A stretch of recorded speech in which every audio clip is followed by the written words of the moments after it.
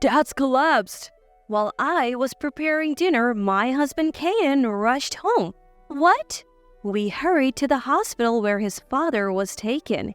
He had suffered a subarachnoid hemorrhage.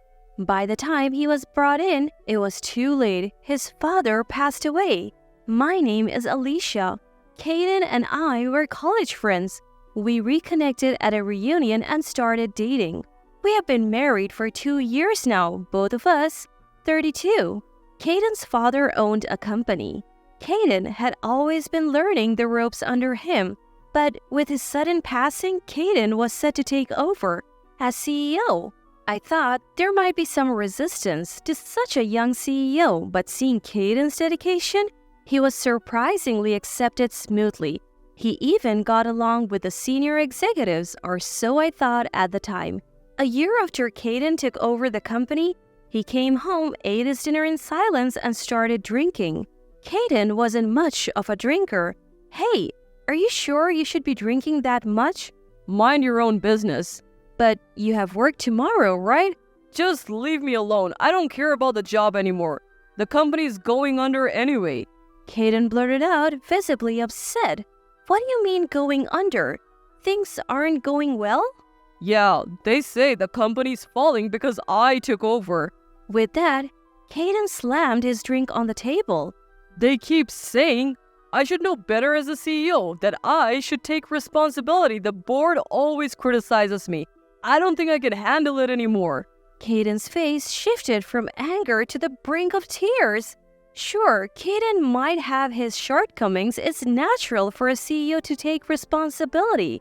But from what he's told me, it seems the board is putting too much on him. His father always treated me like his own daughter and helped us a lot. The thought of Caden ruining the company his father started was unbearable. Is there anything I can do to help? Caden looked up, a hint of annoyance in his eyes. Well, you have experience in accounting and a secretary certification. You could be of help, but I don't know if it's cool to ask my wife for help. Is this really the time to worry about that? I was getting frustrated with Caden's indecisiveness and snapped at him. Your father trained you to take over, right? And you're okay with ruining it in just a year? That seemed to light a fire in Caden. We vowed to work together to turn the company around. I decided to quit my job and support Caden as his secretary. Once I started working there, I noticed a significant gap between the older, long-standing employees and the younger ones. Despite the world moving towards digitalization, the older employees were stuck in their ways, leading to inefficiencies and extra costs. When I tried to implement changes, they resisted fiercely, but I stood my ground. But I said, if you can't adapt, you're welcome to resign. I was met with glares, but saving the company was the priority. The reforms Caden and I initiated started to show positive results. The older employees, though initially resistant, began to adapt, learning from the younger ones. As the company's atmosphere improved, so did interpersonal relationships, which positively impacted other areas of the business. We even managed to secure new clients, and the company began to stabilize. A year later, the company made a remarkable turnaround, achieved rapid growth. We have been through a lot last year and couldn't celebrate. How about we go out for dinner for our anniversary this year? Sure, next month is our wedding anniversary. Lately, we haven't had any private time together, but I have been longing for some. But Caden's response was cold. Am I the only one excited? He is busy now, but I'm sure he's thinking about it too. That's what I thought as our anniversary approached. After work, Caden called me over. Maybe he's going to tell me about plans for later. I was foolish to even hope for a moment. Caden, who called me, said something I never expected. You're no longer needed. Let's get a divorce. I couldn't believe my ears. What? Didn't you hear? I want a divorce. Why? Caden laughed at me mockingly. Because my company is fine without you now. You're obsolete. What? You always taking the lead, making it seem like you're in control. I was blinded by anger. So you can quit, finish the handover by the end of the month, stamp this, and you can leave the house too. He then produced a pre-filled divorce application. Is he serious? At that moment, I still felt sad. But in the next moment, that feeling vanished. My new secretary is already decided. Ariel, come in.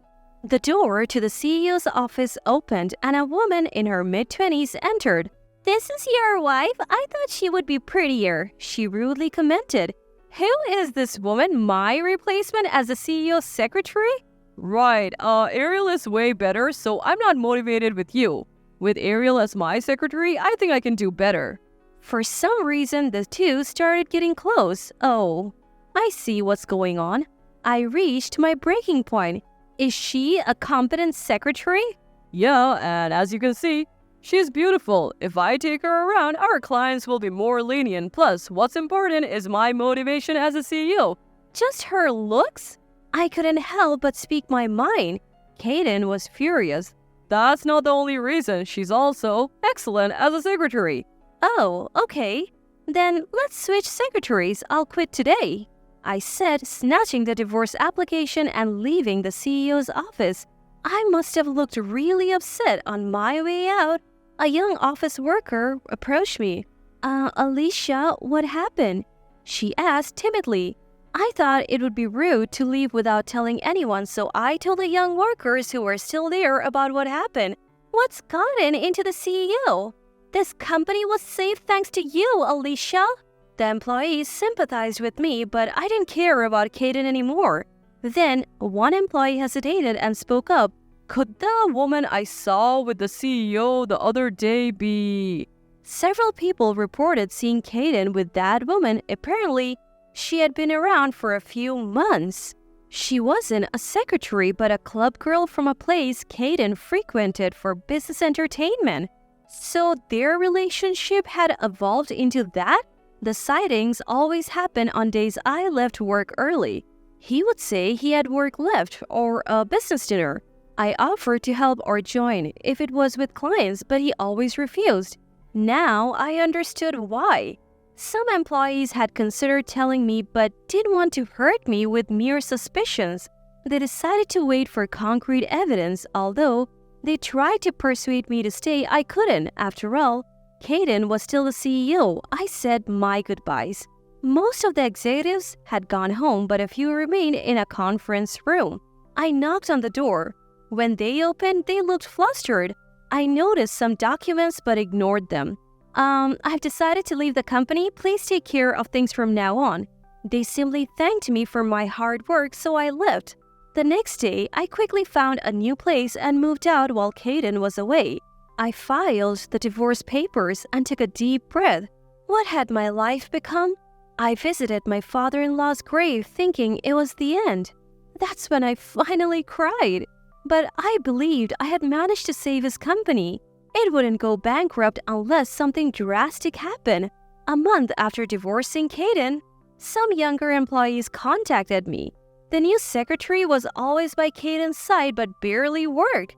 She was disrespectful to other employees and had no redeeming qualities besides her looks. They begged me to return, but I declined. Then an idea struck me. With the skills I had gained over the past year, I could start my own business. I began studying and fundraising for my startup. 3 months later, I launched a new company with one of the workers from Kaden's firm. Other employees soon joined us. Although we weren't stable yet, most were willing to take the risk. "We owe our jobs to you, Alicia. We want to help. I'm here because I want to follow you, not the company." So I decided to work hard with everyone. Around that time, Kaden contacted me. "You're poaching my employees." "Really? Your company's in trouble again?" I laughed at the once condescending Kaden. "That's because you're poaching my employees." "You are the one who's been using my credit card even after our divorce. You'll pay for that." "What? That's my card." "Busy now. Don't contact me again." I hung up and called my lawyer. Soon Kaden was served with a lawsuit for compensation due to the divorce. A week later, he visited my office. "You are the CEO now? You owe it all to me." "What? What do you want now? I'm busy, so make it quick." I said, clearly annoyed. Kaden then pulled out some documents for a lawyer. What's this all about? It's a compensation claim for your affair during our divorce proceedings, plus the credit card bills you racked up after our divorce.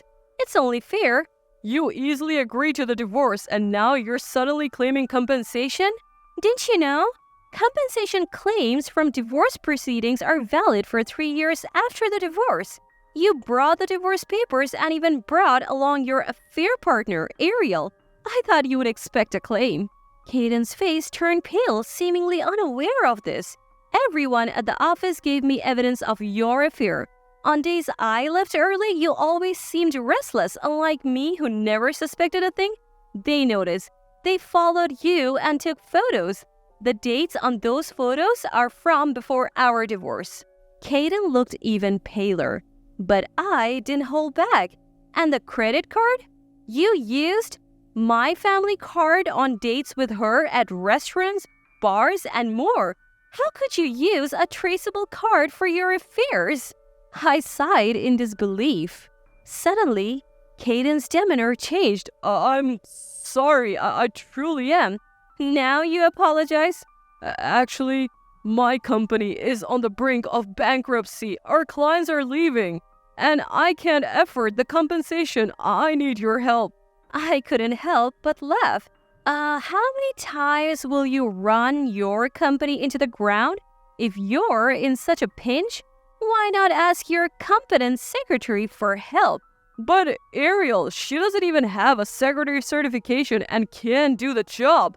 My laughter grew louder. You said her beauty would charm clients, right? But when I took her to the clients, she was so rude that we lost more and more of them. Now, only a couple of companies whose older CEOs like Ariel remain. Huh, figures. Those companies that left you, they're now our clients. What? I didn't steal them. It's natural for companies to seek better partnerships. No way. By the way, are your company's executives still around? Well, only the younger ones moved here. The older ones are still executives. You should investigate them for embezzlement. Embezzlement? Yes. I noticed some suspicious financial activities. I wanted to discuss it, but you dismissed me. Maybe now you can save your company? They probably made you CEO because they thought they could easily embezzle. Kaden was speechless, but I wasn't just being kind. So you'll probably save your company. Make sure to pay the full compensation from our divorce in one go. Considering the division of assets, you can't afford it. Don't come here anymore. You're a distraction. I sent a dejected Kaden away and got back to work. Later, I received the full compensation from Kaden and Ariel. As for his company, they are suing the executives for embezzlement, but it seems they will go bankrupt. After all the effort to save it, he lacked business acumen. It made me reflect on my poor judgment. But now, as a CEO, I'm thriving, enjoying life with the hefty compensation from the divorce.